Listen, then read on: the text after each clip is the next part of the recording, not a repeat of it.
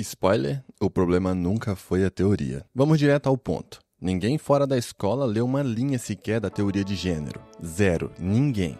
O pessoal que grita ideologia de gênero em caixa alta no Facebook não consegue explicar nem a diferença entre gênero e sexo biológico. E os que defendem com unhas e dentes, às vezes também não. A verdade inconveniente é que a tal teoria de gênero virou aquele primo que ninguém conhece, mas todo mundo tem opinião formada sobre. Antes que você feche o vídeo achando que vai ouvir um sermão militante ou um panfleto conservador, relaxa. Aqui a gente vai cutucar os dois lados, porque ambos estão dançando a mesma coreografia ridícula, um gritando, isso vai destruir a família, e o outro respondendo, você é um dinossauro opressor. E ninguém lembrando que, no meio disso tudo, existe uma conversa muito mais interessante rolando. Vamos começar com a palavra que mais assusta nesse debate, teoria.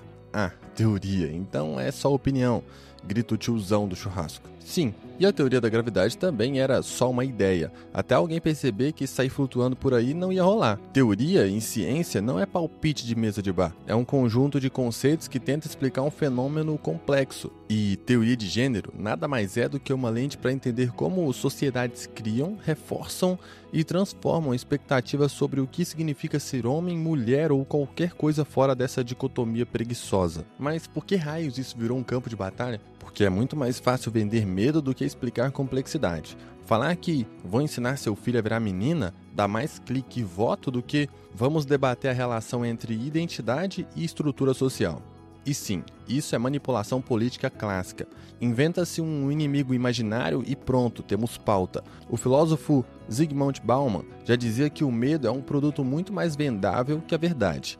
E estamos vendo isso ao vivo e em 4K. Agora, do outro lado da trincheira, também tem galera transformando teoria em dogma. Como se discordar de uma vírgula fosse sinal de ódio. Como se toda pergunta fosse um ataque. E aí pronto. Quem poderia estar curioso em aprender, desliga o cérebro no segundo 3. A teoria de gênero vira mais uma senha de clube. Ou você repete as frases certas ou tá cancelado. Parabéns a todos os envolvidos, ninguém entendeu nada. No fim das contas, a treta não é sobre a teoria, é sobre o desconforto de admitir que nada disso é natural ou fixo. É sobre perceber que homem e mulher não são categorias escritas em pedra por Zeus, mas construções humanas que a gente recicla e atualiza há milênios.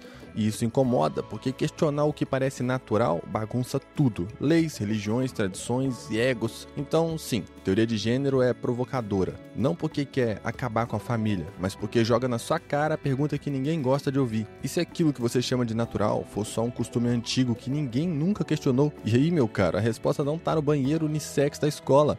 Está em como a gente lida com a própria necessidade de que o mundo seja simples, mesmo que ele nunca foi. Homens gregos usavam saia. E daí? Você já reparou que todo mundo que fala homem de verdade é assim? Tá descrevendo um personagem que só existe em comercial de cerveja? Um cara forte, bravo, não chora, mata um javali com as mãos e volta pra casa com a barba brilhando de testosterona. Legal. Pena que isso nunca existiu fora do marketing e da ficção histórica da sua cabeça. Que é um choque de realidade? Os guerreiros gregos? Sim, os caras que inventaram a democracia e derrotaram impérios. Eles usavam túnicas soltinhas que hoje seriam classificadas como vestidinhos. Os samurais japoneses do século XVII se pintavam e usavam kimonos coloridos. Os reis europeus da Idade Média desfilavam de meia calça, rendada e salto alto. E não, ninguém chamava eles de afeminados. Eles eram temidos, respeitados e muitas vezes assassinos de aluguel com coroa na cabeça. O que isso prova? Que o que você chama de natural ou tradicional em relação a gênero é tão estável quanto a sua dieta de segunda-feira. Dura pouco e muda toda hora. Gênero não é um conjunto de regras biológicas gravadas no DNA. É um roteiro social que muda conforme o tempo, o lugar e quem está escrevendo a história. O que hoje chamamos de masculino e feminino já foi oposto várias vezes. E adivinha, a civilização não desmoronou por causa disso. Vamos pegar um exemplo mais recente. Até o século XIX, rosa era a cor de menino e azul de menina. Sabe por quê? Porque rosa era associada à força e à virilidade, mistura de vermelho, enquanto azul remetia à delicadeza da Virgem Maria. Isso mesmo, o que hoje seria roupinha de princesa era a cor da masculinidade. Alguém avisou aos conservadores na época? Claro que não, porque ninguém precisava gritar ideologia do azul, era só o senso comum do momento. E se você acha que isso é papo de sociólogo militante, sinto dizer que até Darwin ficaria do seu lado. Ele mesmo observou que a relação sexual cria comportamentos distintos entre espécies, mas a forma como esses comportamentos são lidos depende da cultura.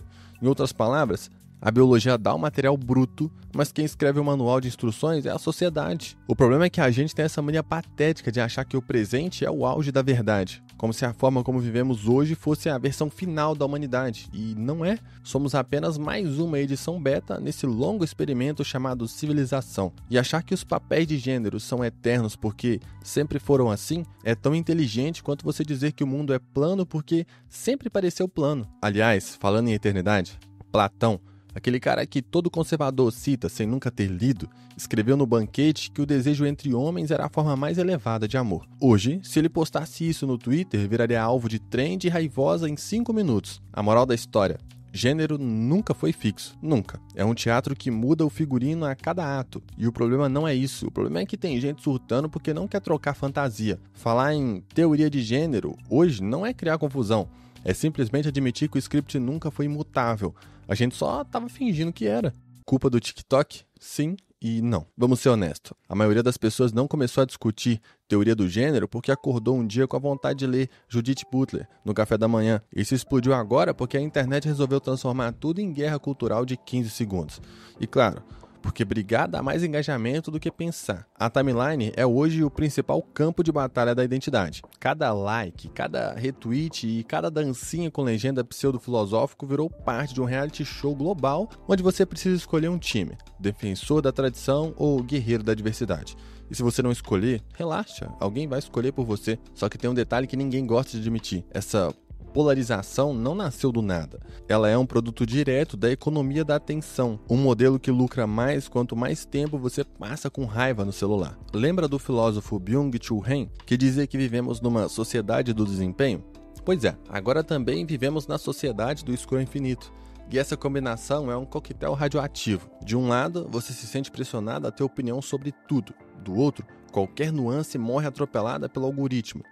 O TikTok não quer saber se você tem dúvidas sobre gênero. Ele quer saber se você vai assistir até o fim, curtir e comentar xingando alguém. E acredite, vídeos com ódio performam muito melhor do que vídeos com reflexão. Mas calma, não vamos culpar só os vídeos de 30 segundos. A internet não criou o debate, ela apenas acelerou e distorceu um processo que já estava acontecendo. Mudanças de valores sociais e avanços em direitos civis vinham se acumulando há décadas. O que mudou foi o palco. Antes, essa conversa acontecia em livros acadêmicos e salas de aula. Agora, acontece em comentários de Instagram e trends do Twitter, escritas por alguém que tem 17 anos e acha que Foucault é um personagem de anime. E esse palco novo tem efeitos colaterais estranhos. De um lado, ele democratizou o acesso à informação. Qualquer adolescente com Wi-Fi pode explicar performatividade de gênero melhor que muito professor dos anos 90. De outro, ele transformou debates complexos em slogans preguiçosos. Desconstrua-se virou um bordão vazio. Ideologia de gênero virou espantalho. E qualquer nuance foi atropelada por uma enxurrada de hashtags. O resultado? Muita gente acha que o assunto é bobagem de TikToks lacradores e ignora o que há de realmente provocador nessa discussão. E aqui vem a parte mais engraçada ou trágica.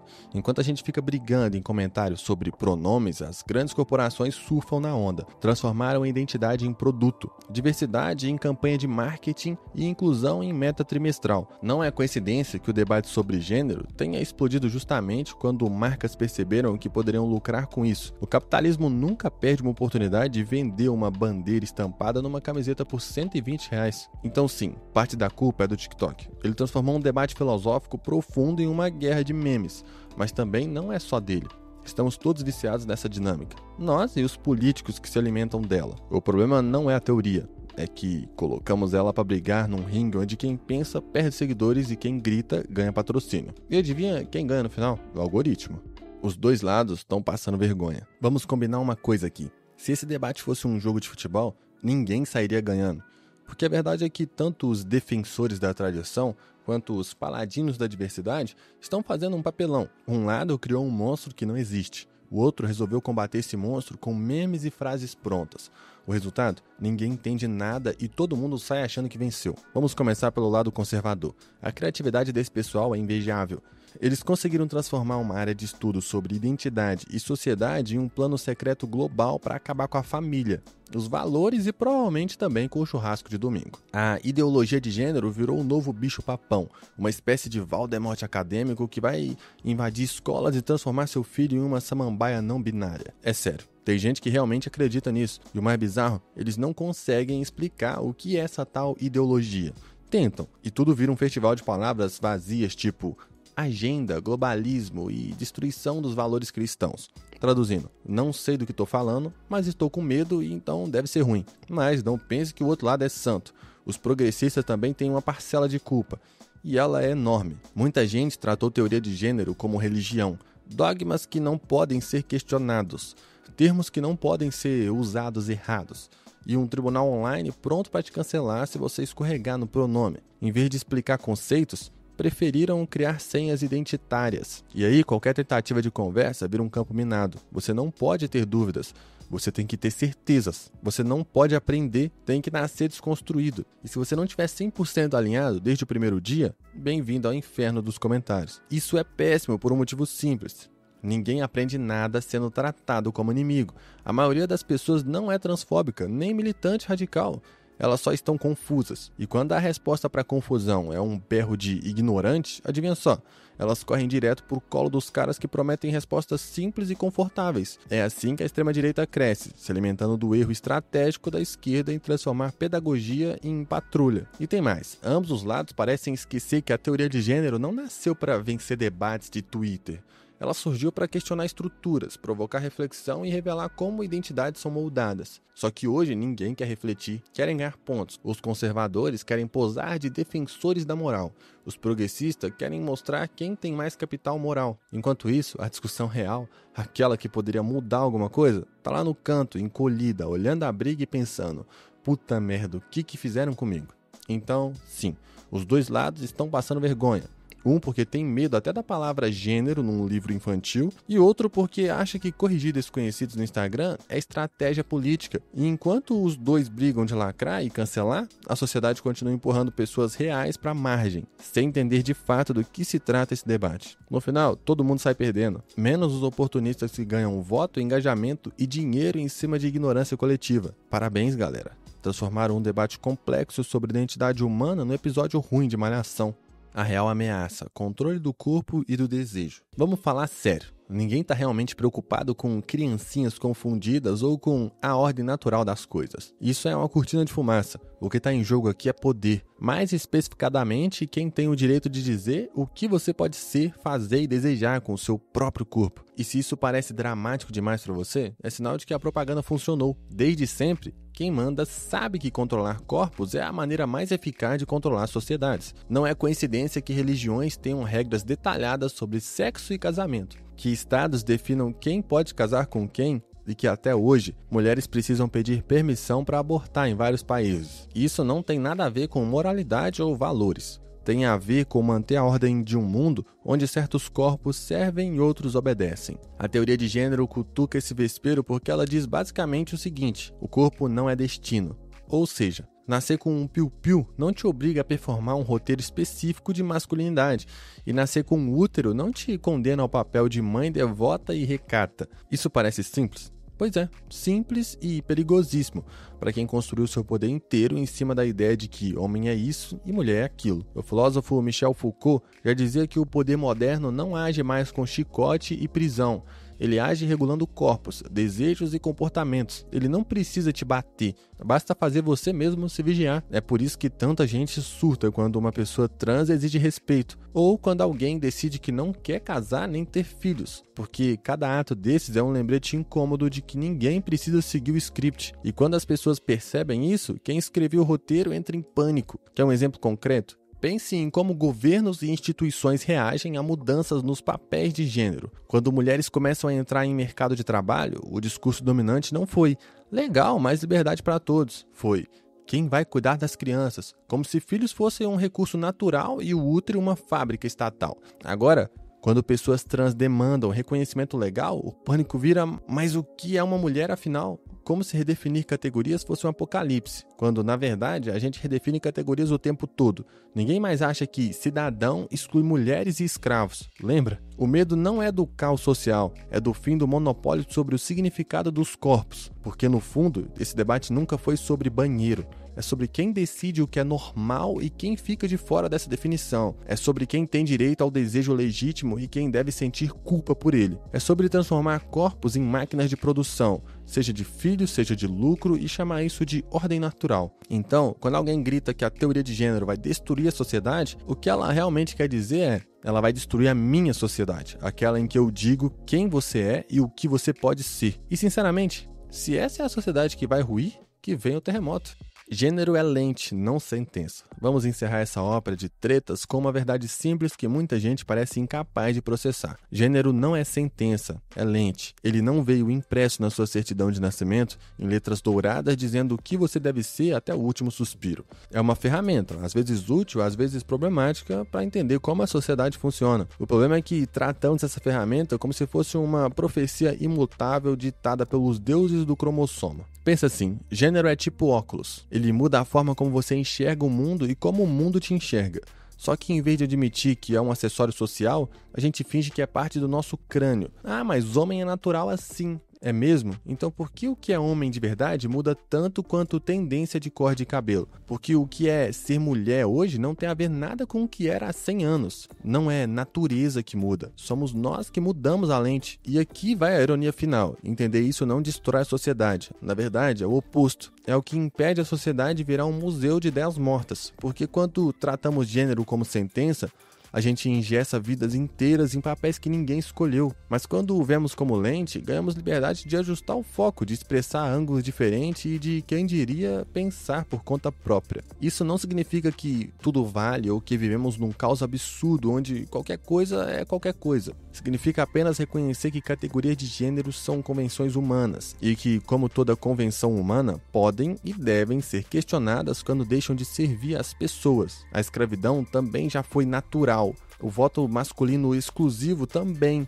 E ninguém em sã consciência olha para trás e pensa: poxa, que pena que abandonamos aquelas tradições milenares. E se você ainda acha que isso é papo de militante lacrador, olha a contradição deliciosa. Até quem odeia a teoria de gênero usa a teoria de gênero. Quando alguém diz homem de verdade paga as contas, está articulando uma ideia social sobre o que é ser homem. Quando alguém diz mulher tem que ser delicada, está performando um papel de gênero aprendido, não biológico. Ou seja, mesmo quem rejeita a ideia está, sem perceber, usando a lente dela. A diferença é que alguns escolhem olhar conscientemente por essa lente e outros preferem fingir que ela não existe. Talvez o maior medo por trás disso tudo não seja a destruição da família ou a confusão das crianças, mas a possibilidade assustadora de que ninguém tem um manual pronto sobre como viver. E sabe de uma coisa? Isso não é o fim do mundo. É o começo de um mundo mais honesto, onde a gente admite que identidade é processo, não uma sentença judicial. Então, se você ainda acha que teoria de gênero é inimiga da ordem, aqui vai a provocação final. A ordem que você está tentando proteger nunca foi natural, ela foi inventada. E tudo que é inventado pode ser reinventado. No fim, gênero não é um castigo que alguém te impôs ao nascer. É um par de óculos que você pode tirar, trocar e ajustar quantas vezes você quiser. E talvez, só talvez, seja aí que mora a liberdade que tanto assustou quem sempre lucrou com a sua obediência.